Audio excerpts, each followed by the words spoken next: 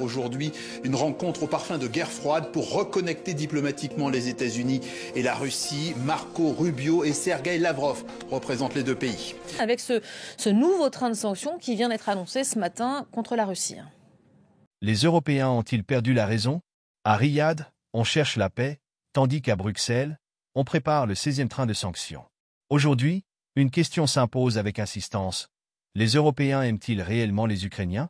L'Europe, qui digère mal sa défaite militaire face à la Russie et peine à accepter sa mise à l'écart par Trump, semble vouloir exister à travers des décisions absurdes. 16e train de sanctions. Si les 15 premiers se sont échoués, le 16e atteindra-t-il sa destination? Peut-être celle des illusions, celle d'un effondrement tant espéré de l'économie russe. Suivons les résultats des discussions entre la Russie et les États-Unis.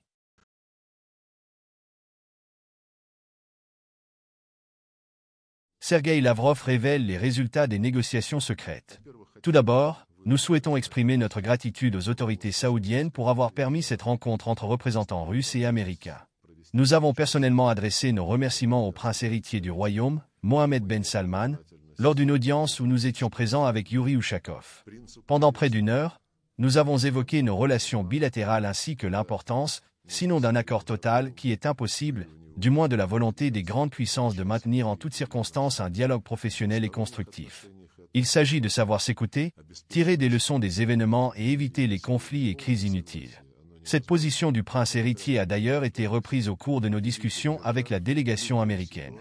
Dès le début de notre entretien, Marco Rubio a souligné l'importance pour chaque pays de défendre ses intérêts nationaux dans les relations internationales. Nous avons pleinement souscrit à cette idée, en reconnaissant toutefois que ces intérêts nationaux ne coïncideront pas toujours. Dans de telles situations, il est crucial de gérer ces divergences, de ne pas les laisser s'envenimer, et surtout d'éviter toute escalade vers une confrontation militaire ou d'un autre ordre. En revanche, lorsque nos intérêts convergent, il est essentiel de tout mettre en œuvre pour unir nos efforts et concrétiser des projets mutuellement bénéfiques, tant sur le plan géopolitique qu'économique. Ainsi, je considère que notre échange a été très utile. Nous ne nous sommes pas simplement écoutés, nous nous sommes véritablement entendus. J'ai de bonnes raisons de croire que la partie américaine comprend désormais mieux notre position, que nous avons, une fois de plus, expliqué en détail en nous appuyant sur les nombreuses déclarations du président Poutine. Les accords que nous avons conclus concernent en priorité les mesures les plus urgentes et, à vrai dire, les moins complexes à mettre en place. La première d'entre elles consiste à accélérer la nomination des ambassadeurs de Russie aux États-Unis et des États-Unis en Russie. Deuxièmement, nous devons lever les entraves qui, depuis de nombreuses années et en particulier sous l'administration Biden ces 4 dernières années, compliquent considérablement le travail de nos missions diplomatiques. Cela inclut les expulsions répétées de diplomates, auxquelles nous avons dû répondre en retour, ainsi que la confiscation de nos biens immobiliers et bien d'autres restrictions. Enfin, un autre point clé concerne les transactions bancaires, qui font l'objet de limitations que nous avons naturellement été contraints de réciproquer.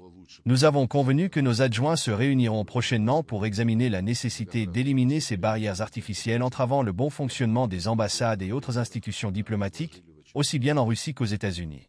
L'objectif n'est pas de traiter ces entraves de manière ponctuelle, mais d'adopter une approche systémique pour y mettre définitivement un terme et rétablir des relations normales au quotidien. Deuxième accord. Nous avons convenu qu'un processus de règlement de la crise ukrainienne sera mis en place dans un avenir proche. La partie américaine annoncera qui représentera Washington dans ce cadre. Dès que nous connaîtrons le nom et la fonction du représentant en question, nous désignerons à notre tour notre participant à ce processus, comme l'a indiqué le président Poutine au président Trump.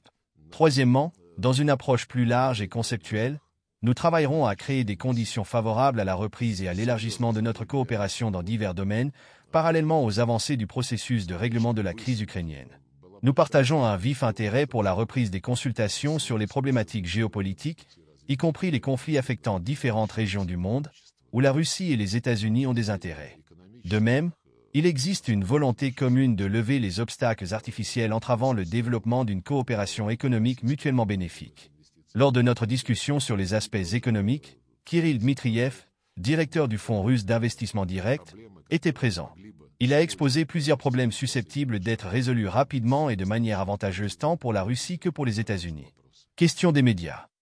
Diverses analyses émergent à l'issue de cette rencontre, la plupart d'entre elles étant positives, y compris du côté américain. Pourriez-vous préciser sur quel axe les positions des États-Unis et de la Russie se sont le plus rapprochées, les relations bilatérales ou la question ukrainienne? Une base a-t-elle été posée en vue d'une rencontre entre les présidents russes et américains? Et quelles seront les prochaines étapes? Y a-t-il des réunions prévues à court terme? Par ailleurs, le secrétaire d'État américain a déclaré que tous les participants aux discussions sur la question ukrainienne devront faire des concessions. Savez-vous déjà lesquelles? Réponse de Sergueï Lavrov.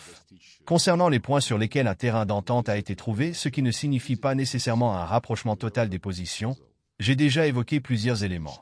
Nous avons pratiquement acté la nécessité de résoudre une fois pour toutes les problèmes liés au fonctionnement de nos missions diplomatiques. De plus, en matière de dialogue international et de relations économiques, un engagement mutuel a été exprimé pour rechercher des solutions concrètes. S'agissant du dossier ukrainien, comme mentionné précédemment, nous avons convenu que les Américains désigneront leurs représentants, auxquels nous répondrons en nommant le nôtre. Une fois cela fait, des consultations régulières débuteront. Notre rencontre a eu lieu sur décision des présidents, qui ont convenu de travailler à l'organisation d'un futur sommet. À cette fin, les ministres des Affaires étrangères et les conseillers à la sécurité nationale ont reçu pour mission de se réunir afin d'examiner les questions à préparer avant que les présidents puissent discuter concrètement de la date et des modalités du sommet. Dès la fin de votre rencontre, de nombreuses informations ont circulé, évoquant, en s'appuyant sur des sources prétendument proches du processus diplomatique, un supposé plan en 3 étapes sur lequel la Russie et les États-Unis se seraient entendus concernant l'Ukraine. Cette information est-elle fondée? Deuxième question. Avant cette réunion, les États-Unis ont envoyé un questionnaire intéressant à l'Union européenne, demandant ce que l'Europe pourrait proposer en matière de garantie de sécurité pour l'Ukraine. L'un des points abordés concernait le déploiement d'un contingent militaire sur le territoire ukrainien. Quelle est la position de Moscou à ce sujet? Concernant la première question sur l'existence d'un plan en 3 points, je n'ai pas vu cette information ni ces déclarations. Toutefois, en parcourant l'actualité aujourd'hui, j'ai remarqué une référence aux propos du ministre polonais des Affaires étrangères, Radosław Sikorski, qui, en marge de la conférence de Munich, a affirmé avoir discuté avec le représentant américain Keith Kellogg. Ce dernier l'aurait informé de l'existence d'un plan de règlement. Il n'a pas précisé s'il comportait 3 ou 4 points, mais Sikorski a déclaré qu'il ne pouvait en révéler les détails, tout en qualifiant ce plan d'atypique mais potentiellement intéressant. J'ai posé la question aujourd'hui à Marco Rubio et Michael Waltz pour en savoir plus. Ils m'ont répondu que c'était une fausse information. S'agissant de la deuxième question, il est vrai que les Américains ont adressé à l'Union européenne une série de questions pour mieux comprendre ce que l'UE envisage de faire et comment les États-Unis pourraient y contribuer ou y être associés. J'ai évoqué ce sujet au cours de nos discussions. En particulier, la question d'un éventuel déploiement de forces militaires ou de missions de maintien de la paix après un éventuel règlement du conflit y était mentionnée. Les Américains cherchent à savoir quels pays européens seraient prêts à fournir des contingents. Il est clair que cette question s'adresse aux membres de l'Union européenne. Nous avons expliqué à nos interlocuteurs d'aujourd'hui que nous avons bien noté les déclarations du président Trump, qui a été le premier parmi les dirigeants occidentaux à affirmer clairement que l'intégration de l'Ukraine dans l'OTAN est l'une des principales causes du conflit actuel. Il a également qualifié cela de grave erreur de la part de Biden et de son administration, ajoutant que s'il avait été président, il ne l'aurait pas permis. Dans ce contexte, nous avons rappelé que le président Poutine a souligné à de nombreuses reprises que l'élargissement de l'OTAN et l'absorption de l'Ukraine par l'Alliance Atlantique constituent une menace directe pour les intérêts et la souveraineté de la Russie. Ainsi, l'apparition de troupes des pays de l'OTAN sous un autre drapeau, qu'il s'agisse du drapeau de l'Union européenne ou de drapeaux nationaux, ne change rien sur le fond. Cela reste inacceptable pour nous. Quant à cette nouvelle provocation visant l'infrastructure énergétique du Kazakhstan, on peut évoquer de nombreuses raisons ou tenter de deviner qui, à Kiev, a donné un tel ordre. Mais une chose est sûre, cela ne peut plus durer ainsi. Il est impératif de remettre ce dirigeant et son entourage à leur place et de les empêcher d'aller plus loin. D'ailleurs, nos collègues américains ont suggéré aujourd'hui l'idée d'un moratoire sur les attaques visant les infrastructures énergétiques. Nous leur avons expliqué que nous n'avons jamais mis en danger les réseaux d'approvisionnement en électricité destinés à la population civile. Nos cibles ont toujours été des infrastructures servant directement les forces armées ukrainiennes. Nous avons également rappelé que lors des discussions sur une éventuelle relance de l'accord céréalier de la mer Noire, les médiateurs turcs avaient déjà évoqué l'idée d'une protection des infrastructures énergétiques. Nous avons exprimé notre disposition à discuter des modalités, mais ensuite Zelensky lui-même a renoncé à cette possibilité. Deuxième question. Cela a-t-il un lien avec leurs déclarations selon lesquelles ils revendiqueraient certains territoires ukrainiens? Je ne sais pas, mais de telles discussions ont lieu, et des hommes politiques en Roumanie ont récemment évoqué cette question. Je ne vais pas spéculer là-dessus. Zelensky a déclaré hier encore qu'il ne reconnaîtrait pas les résultats des négociations entre les États-Unis et la Russie. Selon vous, Quelle est l'importance de la participation de Zelensky aux discussions pour parvenir à la paix? Peut-il espérer y prendre part? Il n'est pas nécessaire d'entrer dans les détails, car ce sujet a été largement couvert par le président Poutine dans son récent entretien avec Pavel Zarubin. Je n'ai rien à ajouter. Il est de plus en plus évident que certaines forces tentent d'entraver sérieusement le rétablissement des relations entre la Russie et les États-Unis.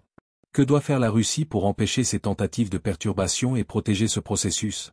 Et après 4h30 de discussion en tête-à-tête avec les Américains, pensez-vous que leur volonté de restaurer les relations avec la Russie est ferme? Pour éviter que le processus de rétablissement des relations entre la Russie et les États-Unis ne soit entravé, il faut tout simplement les rétablir. C'est précisément ce que nous avons fait aujourd'hui, et je peux dire franchement que ce n'était pas sans succès. Nous n'avons pas encore tout abordé, et certaines divergences subsistent, mais l'approche conceptuelle du travail à venir avait déjà été définie par les présidents lors de leurs conversations téléphoniques. Nous avons perçu une détermination totale et une volonté concrète de nos collègues américains à aller de l'avant, conformément aux instructions des présidents, de manière active. Nous poursuivrons également ces efforts,